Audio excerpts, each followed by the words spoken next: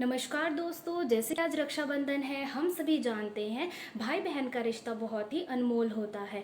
भाई बहन एक दूसरे के साथ खेलते लड़ते झगड़ते बड़े होते हैं। यदि उनकी उम्र में अधिक अंतर भी होता है तो वे एक दूसरे के लिए आदर्श और मार्गदर्शक बनते हैं। भाई अपनी बहनों के प्रति अत्यधिक संवेदनशील होते हैं और बहनें भी अपने भाइयों पर ममता बरसाती है। रक्षाबंधन का त्यौहार भाई बहनों के लिए एक बहुत ही पवित्र पर्व होता है, जिसमें सभी बहनें अपने भाइयों की कलाई पर राखी बांधकर उनके लंबे जीवन की कामना करती हैं और सभी भाई भी अपनी बहनों के प्राणों की रक्षा का प्रण करते हैं।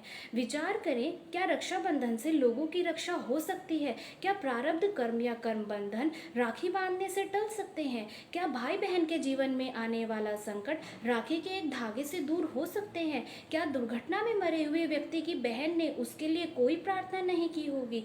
क्या शहीद हुए सैनिक की बहन ने उसके लिए कोई दुआ नहीं मांगी होगी? फिर रक्षा कौन कर सकता है? रक्षा पूर्ण परमात्मा अविनाशी कबीर देव कर सकते हैं। ऋग्वेद मंडल नंबर 9 सूक्त 80 के मंत्र 2, ऋग्वेद मंडल नंबर 10 सूक्त 161 के मंत्र 2 में लिखा है, यदि साधक की आयु शेष ना रहे तो पूर्ण परमात्मा कबीर देव उसकी आयु भी बढ़ा देते हैं।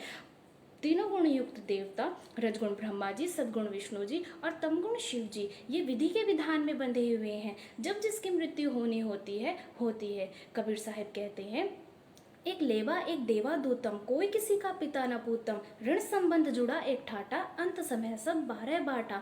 अर्थात हम सभी यहाँ ऋण संबंध से जुड़े हुए हैं। हम एक दूसरे की रक्षा नहीं कर सकते हैं। यदि आपको अपने जीवन में 100% सुख और रक्षा चाहिए तो पूर्ण परमात्मा की शरण में जाना होगा, और पूर्ण परमात्मा की शरण में जाने के लिए हमें शास्त्र अनुकूल भक्ति करनी होगी। शास्त्र अनुकूल भक्ति क्या होती है? जो वेदों में वर्णित होती है।